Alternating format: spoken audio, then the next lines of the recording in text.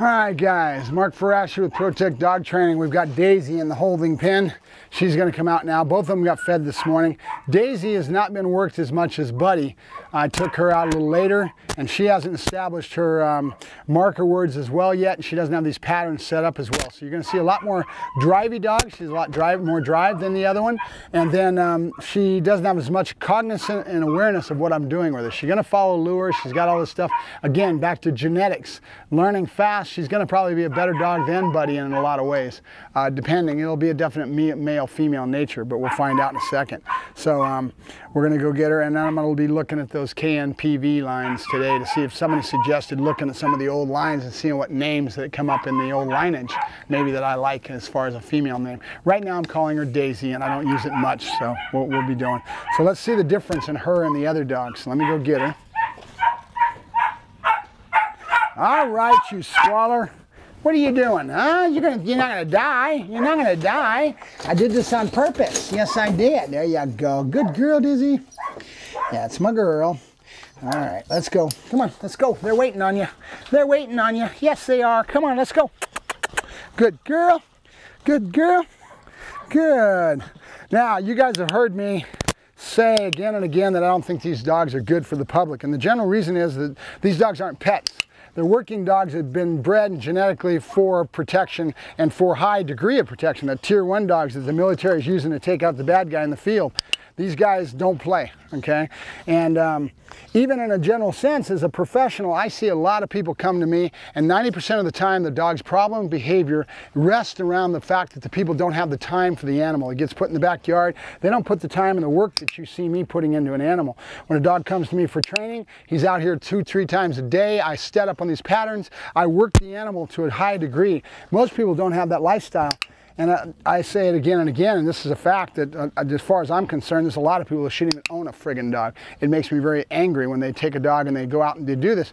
The general sense of Americans anyway is that they want a couch potato. They want a dog to be a companion dog and just sit there on his couch, and they don't want to really do much with a dog. And then you've got other people that'll do things like get the dog out, and they think that just walking the dog is good enough. No, it's not. You need to stimulate the dog's mind. You need to get the dog working, fulfill the dog's psychological needs. And if you talk to Caesar way back in the day, we'd have this all the time. And his whole point of view, believe it or not, I'll go ahead and go back to his old stuff before he got formed and molded with his TV show and talk about his whole concepts back in the day, okay? It was travel, food, pack interplay, okay? And there was one other one. Oh, and sex, okay? I won't go into that because I don't want to get into things that's not Caesar today. That's 20 years ago that we hung together, okay? My marker on time marker when I used to be with Caesar was back when Andre was born. I met Caesar when he was going out with Illusion before he got married, and was around him right around that time period when he got married and had his first son, Andre. And so that's my time stamp in regards to that. But I learned an awful lot sitting on the sidelines, living in his place on 163rd with that whole pack of animals and him doing his whole routine. I got to watch that interplay and be around that pack interplay. And there was a lot to learn from that. And it's been my way for years now, where I basically am always in a saturated environment. I won't say how many dogs I've got now, but I've got a few. And then I was just with a breeder 6-8 months ago that had like almost close to 100 dogs, taking care of the kennel and training the dogs. I'm used to large saturations, and I'm used to a high level of workload that I have to produce a product and turn out a product. Okay, let me go ahead and work with Daisy here. Come on, Daisy. Good girl. Good girl. Daisy. Daisy. Good girl. And I'm keeping the leash. Keep in mind we have heat. We also have a dog that's been fed already. She's got drive, but she probably doesn't care about the food as much. Yep. Good girl. Good. Yeah, yeah, go. Good. Daisy. Good girl. Yep. Good. Yep. Good girl. Good girl. Good. I want you to listen to my voice tone and the noises I'm making, okay? Dogs pick up on this stuff. And there's a lot of trainers that don't believe in giving all this. And I think it's body language, it's voice tone. I use every tool I've got in the book to form a relationship and get the dog keyed on what I want out of the animal. Yep. Yes. Good girl. Good. That's my girl. Good. And right now I'm going to load the clicker because, again, she's not as set up as he is. I'm going to start trying to do some of this. Good. So I hold my hand kind of behind my back, click, then move, okay? So that what do you want to call it? Context, okay? Contextual builds up. This click turns into me bringing food to her face. As soon as she looked at me, I moved it and I clicked it. And that's all I'm doing. I'm not really even asking for much of a behavior. Yep. Good. And the click that my hand is already out there is associated with me locking the food, the click, then the release. Okay? So timing, right away. I click and then I release the food. If she's got her nose in my hand, then I let her have it. Okay? And so she starts to get that association towards the click means that she's going to get something, right? Yep. Good girl. Come on. Up. Good girl. Good. Good. She has no clue what this is yet. Notice that Buddy did, right? Remember I told you she's a few days behind him. I brought it down below the lip of the table. See that? There's where my down comes in.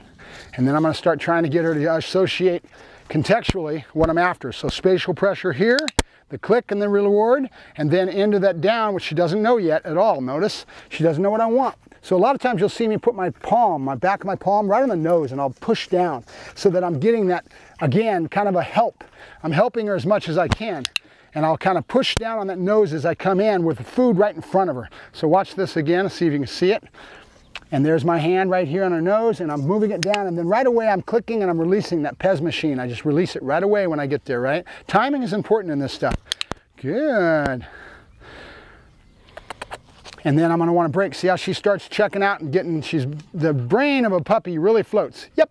Good girl, good. So we want to go into drive and chase and do things that keeps her with me. Yep. Good girl, good. There you go. Good girl. Yay. That's a movie. Yes. Come on. Yes. Good girl, good. That's a girl, good. And I'll bring up my attitude, and my stimulation comes a little higher so that I keep her with me. And notice her attitude. So I'm watching the dog, I'm reading her attitude, and I want to crescendo it towards, if she starts checking out too much and I start feeling it, I'm going to say, good girl, good. Daisy, good girl, Daisy.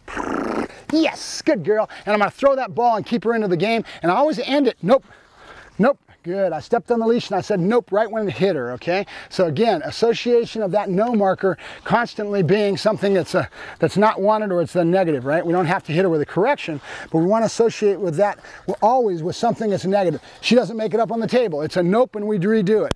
She goes running off, I step on the leash and she ends up hitting the end of the leash. There's a no associated right with it at that point in time. So I'm doing these things constantly that create contextual type of interplay with the animal so that she picks up and learns, right? We're teaching the dog how to learn. All right, good girl, good. That's my girl. All right, good girl. You hear that sound? That little lip sound is chase. Okay, so these sounds get associated contextually with my work as I go along. So sound is just as important as anything else. Body language is just as important as timing is very important. All these little things. Keep watching me work these puppies, guys, and you'll start to think about what I'm doing, and then you can put the same thing together for you and your work with your dog. So Mark Ferrasci with Protect Dog Training. I'll talk to you later. Have a good day. Beautiful day here in California.